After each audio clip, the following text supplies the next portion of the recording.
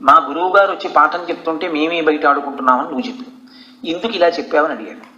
అయితే ఆ పిల్లవాడు అన్నాడు, శిష్యుడు తనకి అమర్యాద తెచ్చుకునైనా గురువుగారి యొక్క ప్రతిష్ట కాపాడాలి, గురువు గారంటే సాక్షాత్ ఈశ్వరుడే అని మీరే ఒకనాడు అనుగ్రహ భాషణంలో చెప్పారు.